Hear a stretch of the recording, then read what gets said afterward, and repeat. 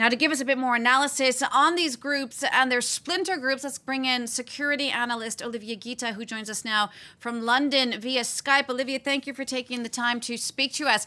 First of all, set the scene for us, if you will. For so many years, the main group we heard about was Al-Qaeda. This has been incredibly overshadowed quickly by the Islamic State. How did that happen?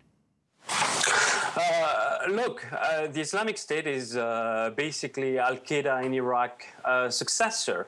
It's been overshadowed because when bin Laden died and al-Zawahiri took over, there was a lot of reshuffling, and people within the group were not happy about Zawahiri's strategy and charismatic view of the world that is totally different from bin Laden. So al-Baghdadi, that was taking really much more power back in November of last year, decided to send a letter to most of the Al-Qaeda franchises around the world and tell them that Zawahiri was has been, and that he didn't represent bin Laden's legacy, and that they should join him.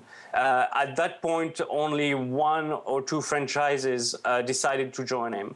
But since the Islamic State has been gaining so much ground in Syria and in particular in Iraq, taking Mosul was the tipping point, and a lot of Al-Qaeda splinter groups have joined since because they see him as the new kid in town, the new caliph, if you will, in this case, and the one that can represent them and get them what they want, which is the caliphate. Well, describe to us, if you will, how their ways of operating are different. Or, for example, now we have the Islamic State Algerian branch that's now targeting French citizens, lost no time doing that at all. How would that compare with behavior, say, from ACME, Al-Qaeda's North Africa branch?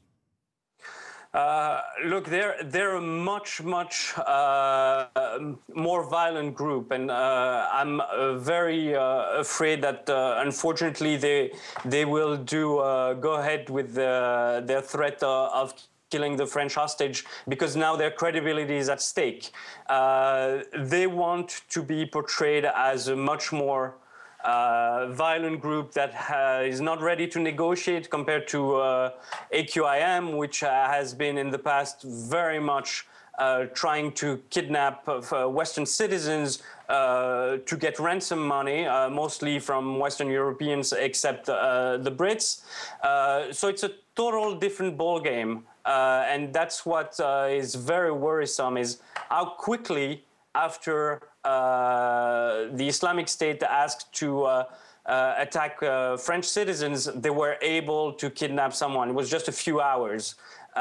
So that is a totally new ball game, and the Algerians especially will have to be very much on the lookout and be very strong at trying to pin them down quickly.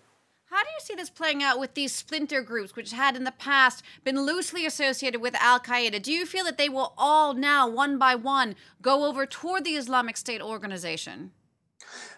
Yes, most probably, because, you know, as it's the case in fighting, you join the strongest, and the strongest since November and December has been al-Baghdadi Islamic State.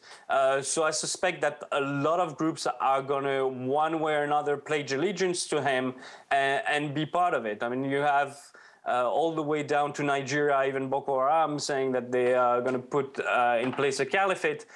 So I would suspect that AQ is going to bleed out of a lot of people and a lot of groups. But at the same time, there's going to be a competition between AQIM and the soldiers of the caliphate, that new group that kidnapped the French citizen. And I could see competition as far as violence, and AQIM changing tactics and being much more violent than it is today.